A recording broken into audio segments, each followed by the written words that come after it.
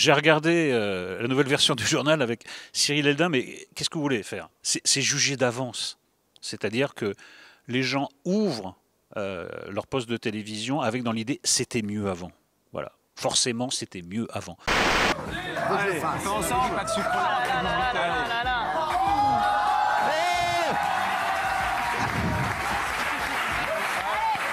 Bah, moi, j'ai toujours dit à Cyril, quand il m'invite, j'ai dit, moi, voilà, je suis dispensé par principe des nouilles dans le slip et des plumes dans le cul, quoi. Donc c'est voilà, c'est-à-dire que moi je fais pas partie de la bande. Je comprends qu'il y a une sorte de côté un peu colonie de vacances. Moi c'est pas mon truc et je dois dire que Cyril m'a toujours accueilli dans ces conditions-là. Donc voilà, on peut discuter avec lui, il le comprend très bien.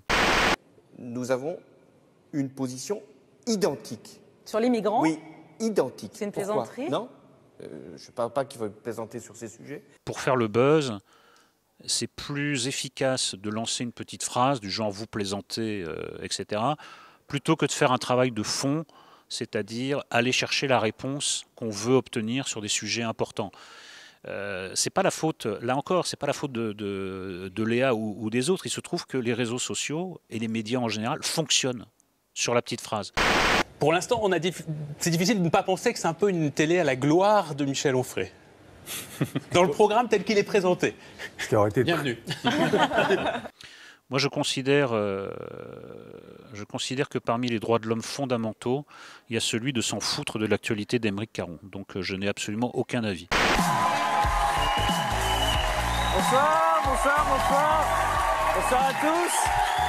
Bonsoir. Je trouvais que ce qu'il faisait sur Canal+, aurait peut-être mérité d'être étoffé. Et c'est vrai que le transfert, c'est comme au foot, hein, vous avez des talents qui s'étiolent quand ils sont transférés dans une autre équipe. C'est un peu mystérieux. On a passé des moments, mais tellement magnifiques. Mais moi, je l'aime plus. Plus d'amour, quoi. La télé-réalité, je trouve ça terrible, parce que je sais qu'il y a toute une classe d'âge qui biberonne à ça plusieurs heures par jour. Et je trouve ça terrible de leur offrir le spectacle de gens complètement décervelés. Il y a sur cet album au moins un chef-d'œuvre, qui est la 15e, qui est une étoile. Je trouve ça extraordinaire. Yann Moix, je trouve que c'est de mieux en mieux. Je trouve qu'il trouve de plus en plus un ton personnel, qui s'est approprié l'exercice. Il a un peu tâtonné au début, on en a parlé d'ailleurs. C'est marrant parce qu'il m'a appelé pour en parler. On s'est parlé très très franchement à ce sujet. Et là, je trouve qu'il est vraiment dans son rôle, qu'il s'est devenu un excellent chroniqueur dont n'est pas couché, un des meilleurs, je trouve.